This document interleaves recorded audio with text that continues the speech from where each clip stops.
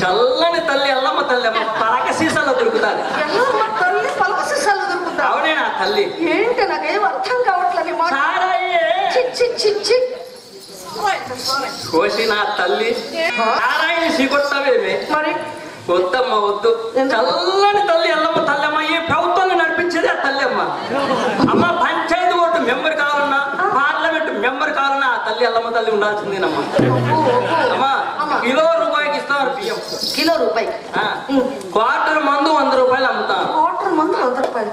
దాంట్లో తీసి దీంట్లో పెడతారు, దీంట్లో తీసి దాంట్లో పెడతారమ్మా. దానికి దీనికి సంబంధం ఏంటి? అదే ఎల్లమ్మ తల్లి మహత్యం. ఈ కాలం నేను వెనక చేసామని అడుగుతున్నాను. యాడికే ఉరికిస్తాను. చెప్పమ్మా సర్లే చెప్పవే. అమ్మా చెప్పు. రామాలయం లేని ఊరు ఉంటుంది కానీ సారాయి కొట్టు లేని ఊరు లేదమ్మా. అమ్మా మంచినీళ్ళు దొరకని ఊరు ఉంటుంది కానీ మందు దొరకని ఊరు లేదు నా తల్లి. ఆ రోజుల్లో స్వాతంత్రోద్యమ పోరాటం వల్ల అమ్మా యువతరం వందే మాత్రం వందే మాత్రం అనేవాళ్ళమ్మా. ఈ రోజుల్లో ఏమంటున్నారు? మందే మాత్రం మందే మాత్రం అవుతున్నారమ్మా. అమ్మా అన్న తల్లి తన బిడ్డను సమంగా చూస్తుందో లేదు అని అమ్మా ఈ ఎల్లమ్మ తల్లి అందరినీ సమంగా చూస్తుందమ్మా. ఎలక్షన్ లో ఓడిపోయినోడు బాధతో మందు కొడతాడు, గెలిచినోడు ఆనందంతో మందు కొడతాడమ్మా. అదే నా తల్లి ఎల్లమ్మ తల్లి.